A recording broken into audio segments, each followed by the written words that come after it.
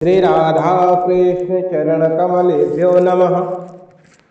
श्री नंद नंदन भाग 82 ग्राम देव अक्रूर आए। ग्राम देवता कहते हैं कि मथुरा से पहली बार एक भक्त पुरुष आया, कंस के चर होने पर भी भद्र पुरुष। कंस प्रेरित अब तक जो भी आए थे असुर आए थे और वे लौटकर जाने के लिए नहीं आए। उनके आगमन में मुझे आपत्ति नहीं थी। जो भूमि का भार ही दूर करने आए हैं उनके करों से ही तो असुरों का उद्धार होना है। अतः असुर आए और हमारे ब्रजराज कुमार ने उन्हें अपने धाम भेज दिया। लेकिन इस बार अक्रूर आए। क्रूर कंस ने अक्रूर को प्रेषित किया। इनके आगमन पर मुझे आपत्ति बहुत अधिक है, किंतु करूं क्या? भक्त पर, अक्रूर पर तो कोई बस नहीं। ये अक्रूर आए तो ब्रज का सर्वस्व हरण करने और नंद नंदन के चरण रज में आपाद मस्तक स्नान करके आए हैं। इस रज का स्पर्श करने वाला सबसे अभय होता जाता है। इसलिए मुझे चाहे जितनी व्यथा हो, इनका कुछ किया नहीं जा सकता। अद्भुत हैं ये अक्रूर भी। कंस ने भेजा मथुरा से कि रामकृष्ण को ब्रज से यहाँ ले आओ। अपना विशेष रथ दिया कंस ने, वायु वेग अश्व वाला वह रथ, और अक्रूर मथुरा से प्रातः काल चल पड़े। किंतु रथ और वो अश्व क्या करे? जब कोई उन्हें चलावेगा तब तो चलेंगे। कंस ने कल सायं ही केसी को भी भेजा था, वो आ गया प्रातः काल ही और तभी उसका उद्धार हो गया। किंतु अक्रूर को तो मथुरा से निकलते ही मानो काठ मार गया। ये इसी असमंजस में पड़ा रहा, जाऊं या ना जाऊं, वे मुझे मिलेंगे भी या नहीं। कंस का दूत हूं ये समझकर रुष्ट होंगे अथवा अपना चरणाश्रित जानकर कृपा करेंगे। हरिभक्त अक्रूर वन देवी को इन पर दया आई। उन्होंने शुभ शकुन बार बार सम्मुख उपस्थित किए। देवता बाधक बनते हैं जब मनुष्य देवताओं का आश्रय त्याग कर अपने नित्य सखा नारायण का पार्श्व पाना चाहता है। किंतु ब्रज के देवता तो श्री कृष्ण के शरणागत की सदा सहायता ही करते हैं, बाधक बनते हैं। इंद्रियों के अधिष्ठाता देवता, उनकी सेवा छूटती है। जब मनुष्य अंतर्यामी ऋषिकेश की ओर उन्मुख होता है। हम तो नंद नंदन के सेवक हैं, जो इनकी ओर आना चाहे उसके लिए हमारी सहायता सदा प्रस्तुत है। दाहिने मृगमाला आई, नीलकंठ लोमड़ी श्वेत चील के दर्शन हुए तो अक्रूर में उत्साह आ गए। अवश्य मुझे धरा पर अवतीर्ण श्री हरि के चरण दर्शन प्राप्त होंगे। वे अंतर्यामी मेरे हृदय को पहचान कर मुझे अपनावेंगे। अपने पाद पद्मों में प्रणत मुझे विशाल बाहुओं से बलपूर्वक उठाकर हृदय से लगा लेंगे।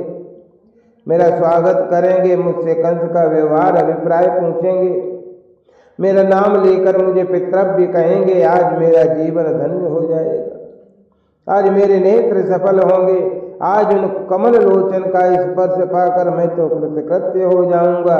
कंस ने मुझ पर बड़ी कृपा की। मुझे यहाँ भेजकर श्री कृष्ण का जिसने दर्शन नहीं किया, जिसे उन पुरुषोत्तम का पाद स्पर्श नहीं मिला, उसके जीवन को धिक्कार है। ये जिसका स्वागत करें, जिसे आदर दें, जगत में आना उसका सफल हुआ। रथ के अश्व पूरी गति में भी नहीं आ पाते और अक्रूर का उत्साह समाप्त हो जाता। रथ रोक कर फिर सोचने लगते, मैं तो क्रूर कर्मा कंस का सेवक हूँ। कंस के भेजने से तो आया और कंस के कुटिल अभिप्राय में सहायक बनने आया हूँ। मैंने ऐसा कौन सा पुण्य किया है कि मुझे परम पुरुष का पाद स्पर्श मिले? जन्म जन्म के तप जप साधन से वी योगेंद्र मुनीन्द्र जिनकी कृपा कठिनाई से प्राप्त कर पाते हैं, मुझ अधम पर भी क्यों कृपा करेंगे? मुझ में न तप है, न योग है, न प्रेम है। किस अधिकार से मैं उन्हें पाऊंगा? वन देवी बार बार सपनों द्वारा सुख सूचना देकर उत्साहित करते रहे। अक्रूर के दक्षिण बाहु में स्फुरण हुआ। सूझा उन्हें पुरुषोत्तम साधन साध्य तो नहीं है। ये पतित पावन अनाथ नाथ अनाश्रय आश्रय दया धाम दीन बंधु अवश्य मुझ दीन अनाश्रित को अपना लेंगे। अवश्य मुझ पर कृपा सागर कृष्ण कृपा करेंगे। मेरा हाथ पकड़कर उनके अग्रज मुझे सदन में ले जाएंगे, मेरा समुचित सत्कार करेंगे। अरे उनकी करुणा का कोई पार है, फिर मैं कातर क्यों बनूं? वे तो सदा सदा अपने ही तो हैं, सदा अपनी ही अनुकंपा से मुझ जैसे साधनहीन को अपनाते आए हैं। अक्रूर का रथ इस प्रकार बहुत अटकता हुआ बढ़ रहा था और तब तो वन में ही रह गया होता यदि प्रशिक्षित अश्व स्वयं अक्रूर का अनुगमन न करते। जब वन पथ में सहसा गौओं के शंख खुरों के चिन्ह अक्रूर ने देखे तो फिर रथ से उतर पड़े। उन गोपद चिन्हों के पीछे बालकों के पद चिन्हों में नंद नंदन के चरण चिन्ह पहचानना किसी के लिए भी कठिन कार्य नहीं है। पद्म ध्वजा वज्रादि के चिन्ह किसी भी सामान्य मानव के चरणों में नहीं होते। अब ये मेरे आराध्य के चरण चिन्ह हैं। अक्रूर तो उन चिन्हों को दंडवत करने लगे, प्रणपात ही करने लगे। उनकी रज में मस्तक लगाते हैं, शरीर में मलते हैं पुलक पूरे शरीर, अजस्र अश्रुधारा नेत्रों में अश्रु। अक्रूर को अपनी भी शरीर की सुध नहीं रही। पद चिन्ह बराबर प्राप्त न होते तो अक्रूर वन में अवश्य भटक जाते। वे तो पद चिन्हों को प्रणपात करते उनकी रज में स्नात पैदल ही बढ़ते आए नंदीश्वरपुरम। प्रशिक्षित अश्व रथ को लिए उनके साथ साथ पीछे चलते रहे। इस प्रकार सायंकाल अक्रूर पहुंच सके। राम श्याम गोदोहन समाप्त करके गोष्ठ से निकले ही थे, अक्रूर देखते ही दौड़कर दंडवत पड़े संभव। श्री ब्रजराज कुमार ने उठाकर हृदय से लगा लिया। अक्रूर के अश्रु से श्याम सुंदर की हल्के आद्र हो गई। कुछ क्षण पश्चात अपने को संभाल कर शंकर्षण को उन्होंने प्रणपात किया। अंकमाल देकर कर पकड़कर श्री बलराम ले आए सदन में। श्री कृष्णचंद्र के संकेत पर सेवकों ने रथ संभाल लिया, अश्वों को खोला और उनको चारा दिया। ब्रजराज बाहु फैलाकर मिले। इतना आदर, ऐसा आतिथ्य जिसकी कल्पना भी अक्रूर नहीं की थी। उनका देवताओं के समान पूजन हुआ। श्री नंद राय ने उत्तम गाय उपहार में दी। अक्रूर ऐसे स्तब्ध हुए कि बोल भी नहीं सके, ये भी कह नहीं सके कि वे अतिथि नहीं दूत है, अतः आतिथ्य के अधिकारी नहीं, केवल राजा के दूत के समान सत्कार स्वत्व है उनका। भोजन करके जब सैया पर अक्रूर विश्राम करने लगे, राम श्याम उनके पद अंक में लेकर बैठ गए। अक्रूर का संकोच क्या करे, श्री कृष्ण को वारित करना संभव नहीं था। इन कमल लोचन ने कहा, पितृव्य आप हमारे पूज्य हैं और आज तो अतिथि भी हैं, आप परम धर्मज्ञ, हमें सेवा से रोक कैसे सकते। श्री कृष्णचंद्र ने आगमन का कारण पूछा और अक्रूर ने निष्कपट होकर सब सुना दिया। कंस की पूरी कुटिल योजना बतला दी। कह दिया, देव ऋषि नारद ने उसे कल बतलाया कि आप दोनों वसुदेव पुत्र हैं। देवी के अष्टम पुत्र आपको वसुदेव जी रात्रि में नंदगृह रख गए और जो कन्या मिली वो यशोदा जी की थी। कंस उसी समय देवकी वसुदेव को मार देता, परंतु देव ऋषि ने उसे डराकर रोक दिया। दोनों को उसने कारागार में डाल दिया और आप दोनों को मारने उसी समय अपने सेनापति नरभक्षी असुर और अश्वकेशी को उसने भेजा था। उससे सावधान रहें, अक्रूर ने कहा। वो यह प्रातः पहुंच गया था। बलराम हंसे और इनका स्पर्श पा गया। अब तो उसका सब भी गृध्र श्वान श्रृगाल समाप्त कर चुके होंगे, कहीं केवल कंकाल पड़ा होगा उसका। अच्छा हुआ। अक्रूर संभ्रम पूर्वक उठ बैठ गए। केसी की मृत्यु का समाचार उनके लिए भी असाधारण था। आदर पूर्वक बोले, कंस ने धनुष यज्ञ की योजना बनाई है। उसका सोचना है कि परसों महाशिवरात्रि को गोप व्रत दुर्लभ रहेंगे, गोप व्रत दुर्बल रहेंगे। वो तो भूतेश्वर को बलि दिलवाता है। धनुष यज्ञ के समय वो अंत में धनुष उठाता है। वो भगवान शंकर का धनुष कोई दूसरा उठा नहीं पाता। कंस उसे जया सज्ज करके सरसंधान करता है और कोई भी निरपराध लक्ष्य बन जाता है। इस बार उसने 10 सहस्र गजबल वाले कुबलिया पीठ को सुरा पिलाकर मलशाला के द्वार पर रखने को महामात्य को आदेश दिया है।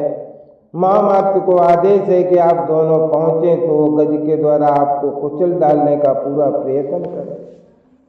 कंस ने अनेक असुर मल्ल पाले हैं, अक्रूर विवरण देते गए, चाड़ूर, मुष्टिक, सल, तोसल, क्रूर आदि ये सब अत्यंत क्रूर तथा वज्रकाय।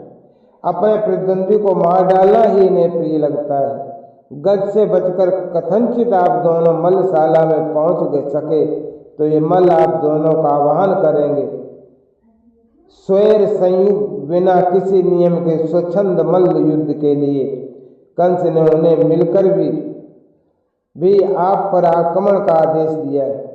इससे भी यदि आप अपनी रक्षा कर लें तो अंत में वो धनुषोत्तोलन करेगा, सरसंधान करेगा, धोखा देकर आपको लक्ष्य बनाना चाहिए। आर्य अब इस मातुल की आयु समाप्त होने को आ गई है। श्री कृष्णचंद्र ने अग्रज को देखकर अक्रूर से कहा, पितृव्य आप ये सब अब किसी से कहें नहीं।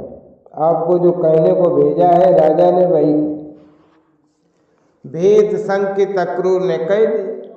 मुझे केवल ये कहने का आदेश है कि श्री नंदराय गोपों के साथ उपाल लेकर आप दोनों को लेकर अवश्य मथुरा इस महोत्सव में आवे। आप अब विश्राम करें, हम राजा का संदेश बाबा को बतला देते हैं।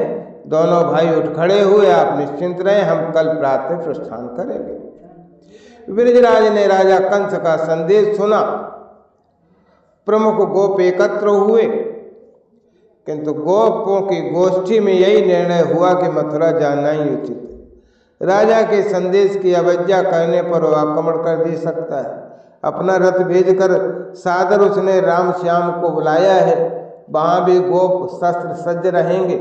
महोत्सव में दूसरे लोग भी आवेंगे। कंस ने कोई अन्याय चेष्टा की भी तो सब उसके समर्थक ही तो नहीं होंगे वहाँ। वैसे भी सबके सम्मुख महोत्सव में वो कोई दुस्साहस करे इसकी संभावना नहीं है। पूरे ब्रिज में वाद्य के साथ घोषणा हो गई प्रातः मथुरा प्रस्थान की। राजा ने राम श्याम को मथुरा की शोभा तथा महोत्सव दर्शन के लिए आमंत्रित किया है। अपना रथ भेजा है, गोपों को पाल लेकर साथ जाना है। ये समाचार पूरे ब्रिज में रात्रि में के प्रथम पहर में इस प्रसारित हो गए। अक्रूर को रात्रि में निद्रा नहीं आई। वे समझ नहीं पाते थे कि उनकी सूचनाओं की इतनी उपेक्षा दोनों भाइयों ने क्यों कर दी। वे तो आशा करते थे कि ब्रजराज को बतलाकर शस्त्र सन्नद्ध गोपों का एक प्रबल दल अवश्य साथ ले जाएंगे। यदि कहीं अन्यत्र ही रात्रि में चले जाने की योजना नहीं बनाते, किंतु दोनों भाइयों ने तो कंस की कुटिल योजनाएं मानो सुनी ही नहीं हो। इसी चिंता में अक्रूर रात्रि जागरण करते रहे। प्रातः श्री नंदराय अपने साथ उन्हें यमुना स्नान करने ले गए। संध्या पूजन करके वे स्वयं रथ में अश्व जोतने में लग गए और रथ सज्जित करके उस पर बैठ गए। गोप रात्रि भर अनेक गोष्ठियों में व्यस्त रहे थे। उन्होंने दूध दध नवनीत घृत भांड सजाए छकड़ों पर राजा को पात देने के लिए अपने शस्त्र स्वच्छ किए। ये निर्णय कर लिया कि सब साथ ही रहेंगे और कोई अवसर आ ही गया तो कौन सा दल राम श्याम को बालकों के साथ ब्रिज में चल देगा लेकर, और कौन कौन मथुरा की सेना को कैसे कैसे कहाँ कहाँ रोकेंगे। गोपियाँ भी गोपों के साथ प्रस्थान की सामग्री एकत्र करने में लगी थीं। मैया यशोदा माता रोहिणी का हृदय पता नहीं क्यों मथित हो रहा था। 4 दिन को राम श्याम क्या जा रहे थे, लगता था 4 युग को जा रहे। नीलमणि को कब क्या चाहिए सोचने सजाने रथ साथ के सेवकों को बतलाने में लगी थी। ब्रजेश्वर तक को मैया ने बार बार सचेत किया, समझाया। मथुरा बहुत बड़ा नगर है, बालक चपल हैं, पता नहीं नागरिक कैसे होंगे। कंस तो क्रूर है, उसके कर्मचारी नगर रक्षक होंगे स्थान स्थान पर। सहस्र सह आशंकाएं हैं, किंतु जाना तो है ही बालकों को। उनकी सुख सुविधा की सामग्री संभाल कर बतला कर धर देनी है। ब्रजराज को सावधान कर देना है, श्री हरि रक्षा करेंगे। सबसे अधिक व्याकुलता है बालिका। वे सब एकत्र हो गई, सबका हृदय फटा जा रहा है। एक ही चर्चा है कि ये भुवन सुंदर नगर में जाएंगे तो वहाँ की चतुर किशोरियाँ इन्हें आने देंगी, इनको रिझाने रोकने में कुछ उठा रखेंगे। यही क्या उन नागरिकाओं के रूप गुण चातुर्य को देखकर हमारा स्मरण कर पाएंगे? क्या हैं हम ग्राम्यों में? हमें न ठीक श्रृंगार आता है, न बोलना आता है, न रहना आता है, हमें क्यों स्मरण करेंगे? नागरिकाओं का पुण्योदय हुआ, मथुरा की कुमारियों का आज भाग्य जागेगा। इन्हें देखकर अभी ये कहाँ लौटने वाले? बालिकाएं फूट फूट कर रोने लगी। लज्जा संकोच सब विस्मृत हो गया। सब परस्पर एकत्र हैं और रुदन करते रात्रि व्यतीत की। इन्होंने माताओं को अवकाश नहीं, वे प्रभात प्रस्थान करने वालों की प्रस्तुति में लगी हैं। सबके पति पुत्र भाई जा रहे हैं। बालिकाओं का रुदन सबको स्वाभाविक लगता है। नंद नंदन का 4 दिन का वियोग बड़ों को व्याकुल किए हो, तो ये सब तो बालिकाएं। आप रथ को तनिक मंद गति से लाएं।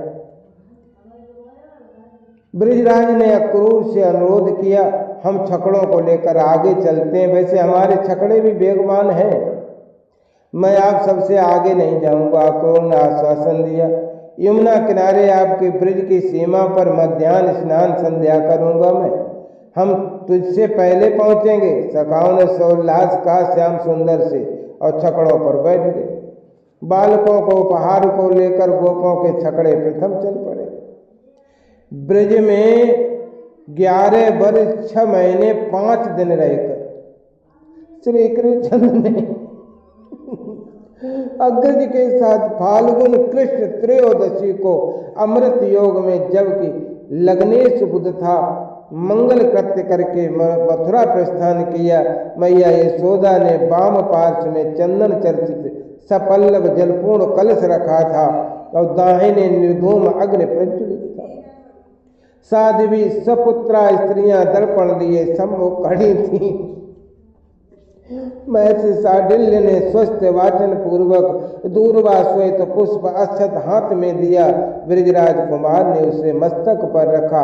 घृत मधु रजत स्वर्ण दधि सबत्सा श्वेत गौ का दर्शन कराया गया। श्री नंद नंदन ने गुरुजनों को ब्राह्मणों को प्रणाम किया।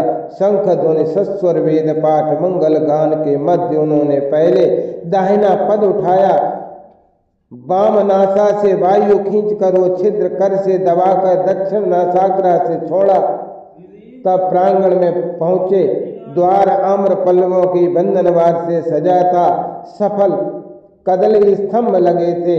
मैया ने वाम भाग से दाहिने आकर हृदय से लगाया और तब अग्रज के साथ आकर रथ पर बैठे।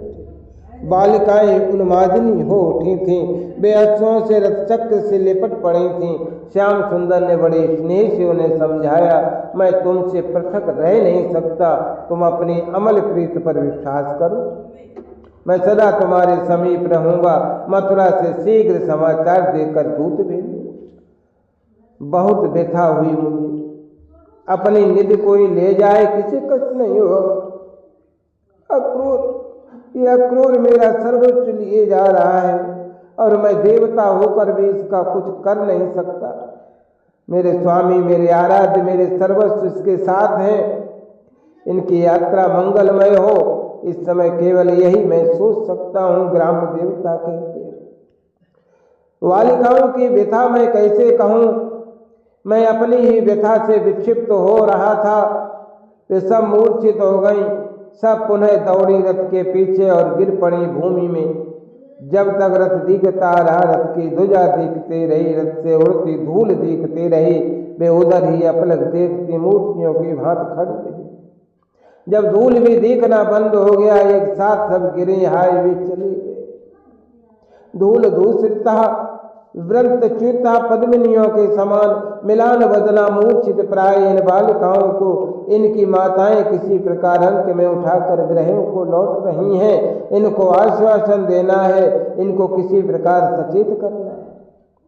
नंदग्राम का अधिदेवता होकर मुझे ये दुर्भाग्यपूर्ण दिन भी देखना पड़ा। ऐसा दिन जिसके दुख पीड़ा व्यथा का वर्णन संभव नहीं है। ब्रिज में आज पशुओं पक्षियों पिपीलिका तक ने आहार या जल मुख में नहीं लिया। जय राधा राधा, जय राधा जय श्री राधा। जय कृष्णा कृष्णा जय कृष्णा जय श्री कृष्णा।